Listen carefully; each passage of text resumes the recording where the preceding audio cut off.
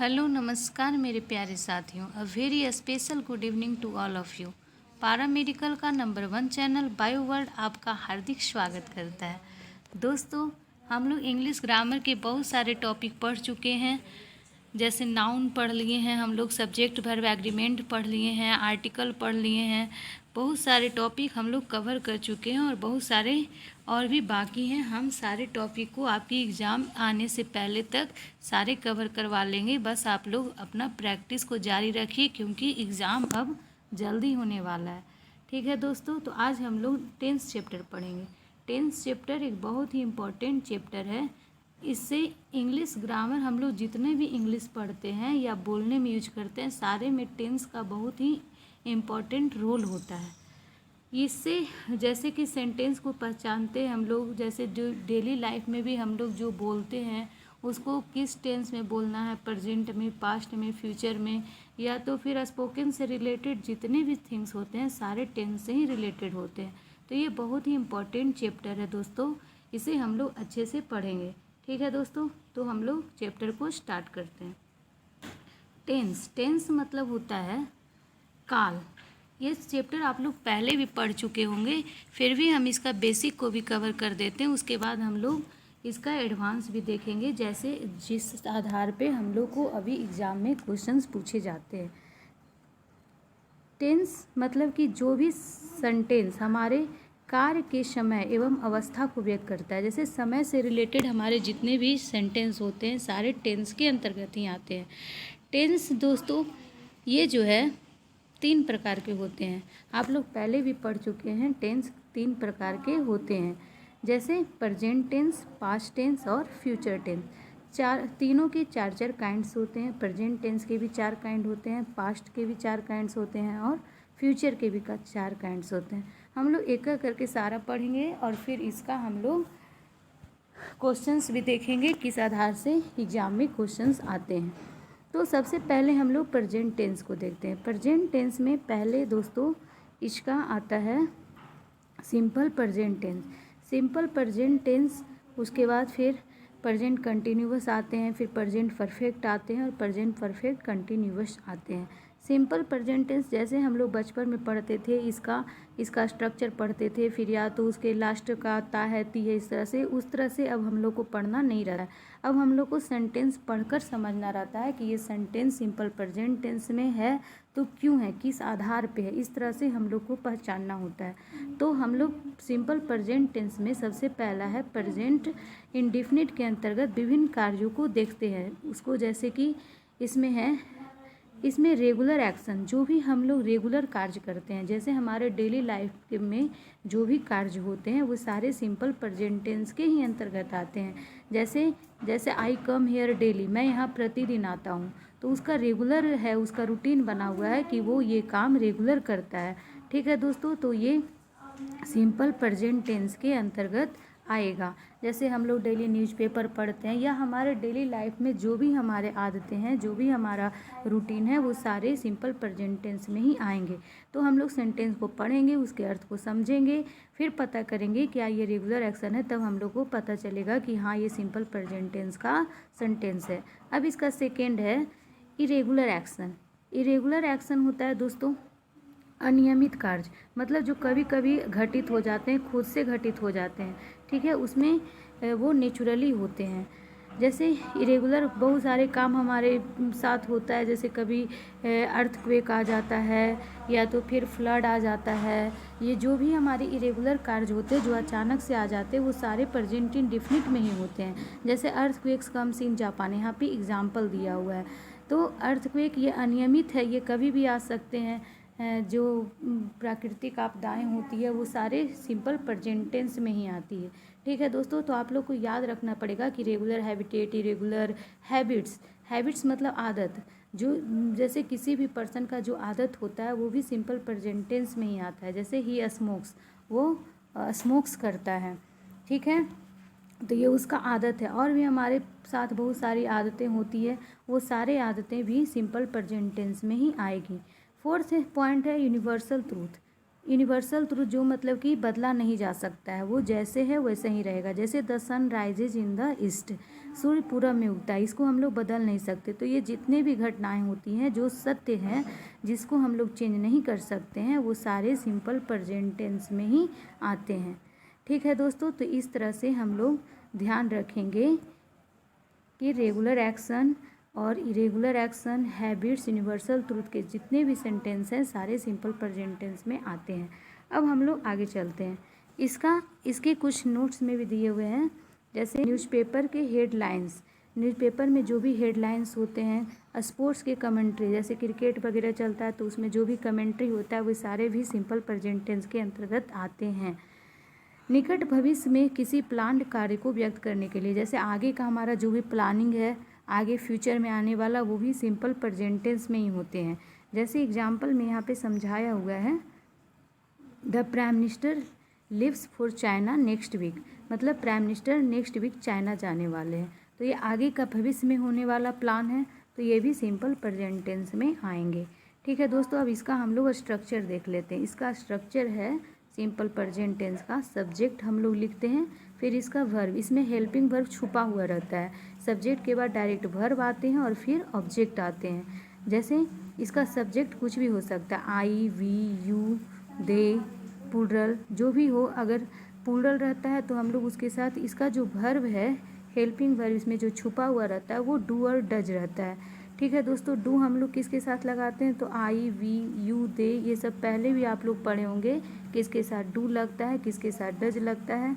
तो आई, we, you, दे ये सब के साथ डू लगाते हैं, और ही, सी, इट, नेम, सिंगुलर जो भी होते हैं वो सारे के साथ डज लगते हैं। ठीक है दोस्तों, तो ये सब आप लोग अपना रिवीजन कर लीजिएगा, किसके साथ डू लगता है, किसके साथ डज लगता है, उसके अनुसार हम लोग फिर यूज करते हैं सेंटेंस में। Subject plus V1 plus object, ये इसका स्ट्रक्चर होता है। और जब हम लोग निगेटिव बनाते हैं तो सब्जेक्ट प्लस डू नॉट या डज नॉट लगाते हैं, फिर वर्ब V1 ही रहता है और ऑब्जेक्ट। और जब क्वेश्चन आ जाता है तो डू या डज पहले हो जाता है, फिर सब्जेक्ट, फिर वर्ब प्लस ऑब्जेक्ट, फिर हम लोग क्वेश्चन मार्क लगाते हैं। तो इस तरह से सिंपल प्रेजेंट टेंस के स्ट्रक्चर्स होते हैं। अब है दोस्तों सिंपल प्रेजेंट टेंस में, इसी का यहाँ पे बना, ऊपर में डू का बताया था और नीचे में डज का बताया हुआ है। इसमें अलग अलग बताइए, डू नॉट प्लूरल वाले हैं, ये डज नॉट सिंगुलर वाले हैं।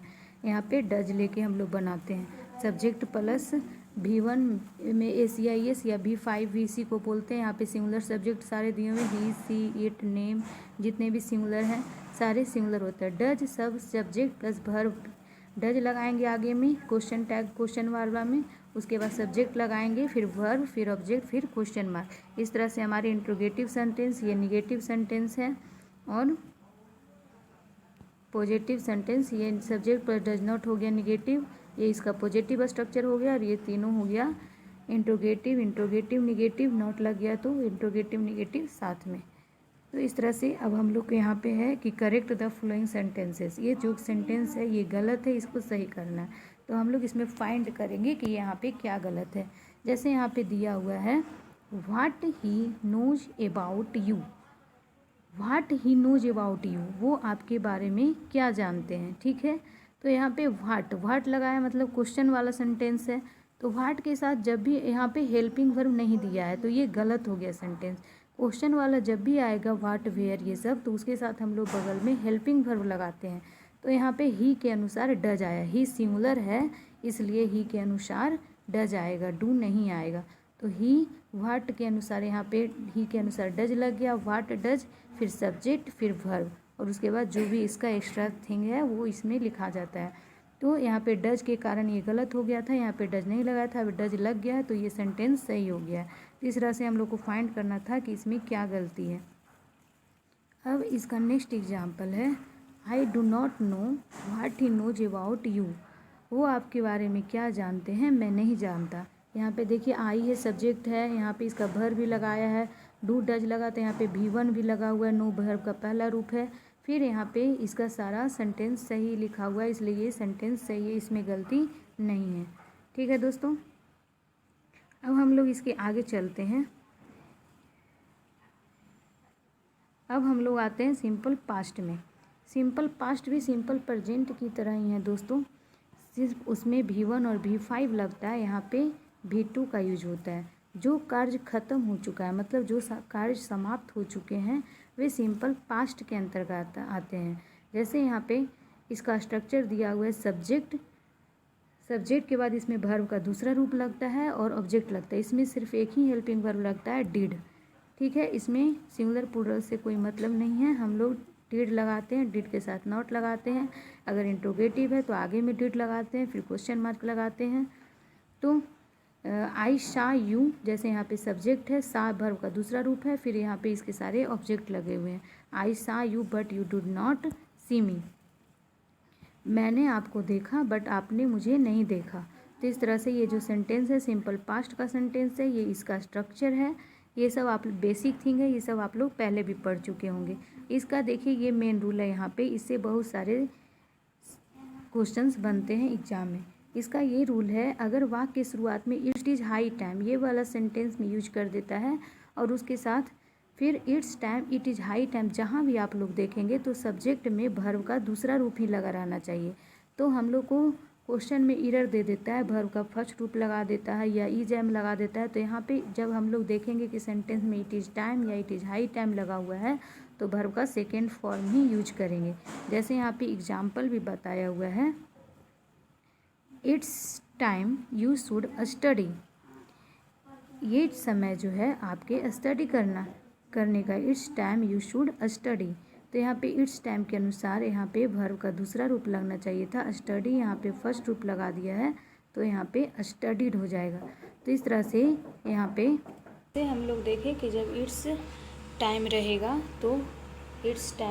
तो हम लोग वर्ब का दूसरा रूप यूज करेंगे, इट्स टाइम यू स्टडीड। उसी तरह अगर इट्स टाइम के बाद टू लगा हुआ रहेगा दोस्तों तो हम लोग फिर वर्ब का पहला रूप यूज करेंगे। जैसे यहाँ पे एग्जांपल है, इट्स टाइम टू स्टडी, तो टू है इसलिए स्टडी वर्ब का पहला रूप लगा है। यहाँ पे टू नहीं था तो स्टडीड लगा था, वर्ब का दूसरा रूप, यहाँ पे वर्ब का पहला रूप हम लोग लगाएंगे। उसी तरह से अब हम लोग देखते हैं ये जो सेंटेंस यहाँ पे नोट में दिया, you do come here every day, यहाँ पे यू के बाद डू या डज लगाया है तो इसको हम लोग इम्फेटिक सेंटेंस बोलते हैं। जब सब्जेक्ट के बाद V1 या V5 या V2 आएगा तो उसे हम लोग सब्जेक्ट इम्फेटिक सेंटेंस बोलते हैं। ये भी सेंटेंस करेक्ट है, you do come here every day, you did make a mistake. इस तरह से जब हम लोग डू या डज या डिड किसी भी हेल्पिंग वर्ब का प्रयोग सेंटेंस में करते हैं तो ये पॉजिटिव वाक्य में नहीं होता है। पॉजिटिव में स्ट्रक्चर होता है, सब्जेक्ट के बाद डायरेक्ट वर्ब आता है, या तो वर्ब V1 आए या वर्ब V5 आए या V2 आए।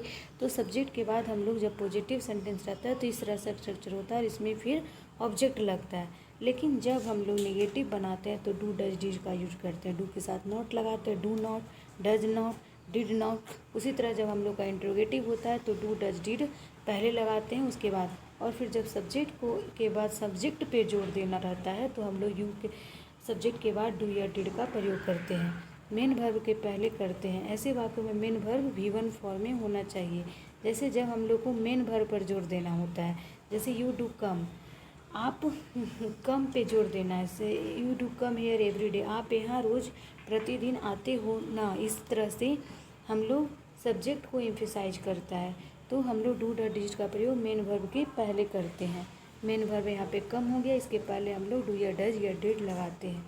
इसी तरह से हम लोग सिंपल प्रेजेंट टेंस और सिंपल पास्ट टेंस को देखें। अब सिंपल फ्यूचर टेंस है।